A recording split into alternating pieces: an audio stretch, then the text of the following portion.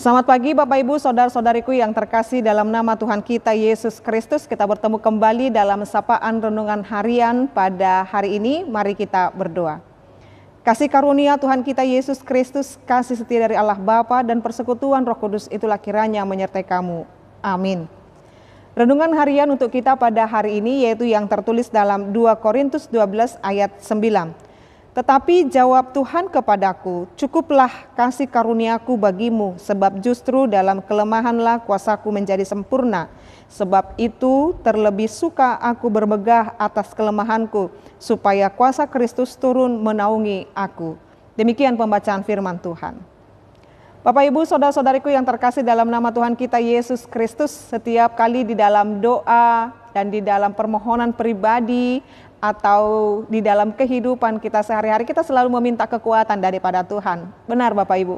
Kita berdoa, Tuhan berikan aku kekuatan, Tuhan berikan aku kemampuan, Tuhan berikan aku ini dan itu.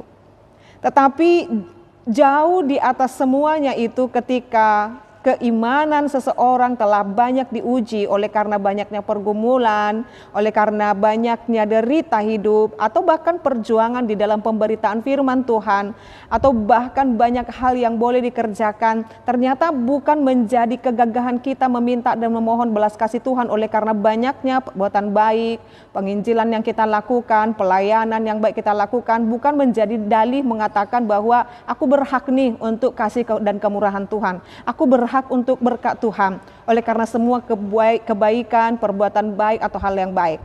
Dalam hal ini Rasul Paulus berkata bahwa kesaksian hidupnya menyatakan bahwa Tuhan mengatakan cukuplah kasih karuniaku bagimu. Artinya apa? Tuhan tahu kapan yang terbaik dia akan memberikan kekuatan, kemampuan untuk menjalani kehidupannya dengan sempurna. Bahkan di sana dikatakan bahwa ternyata di dalam kelemahan, di dalam penderitaan pun Tuhan izinkan itu untuk semakin menguatkan dan memampukan kita menjadi orang-orang yang diberkati. Dikatakan dalam firman ini bahwa sebab justru dalam kelemahanlah kuasaku menjadi sempurna. Berarti is okay atau tidak apa-apa kalau kita mengalami persoalan dan pergumulan. Atau bahkan tidak menjadi sesuatu hal yang harus kita katakan aku punya kelemahan, aku punya banyak sekali kelemahan. Ternyata Tuhan berkata tidak apa-apa, karena di balik kelemahanmu lah kuasaku dinyatakan. Ini mau menyatakan kepada kita bahwa ketika kita mengalami kelemahan itu bukan sesuatu hal yang harus ditutupi atau bahkan bukan karena kita mungkin untuk menyenangkan hati Tuhan, bahkan kita sedang menyatakan kuasa Tuhan di sana.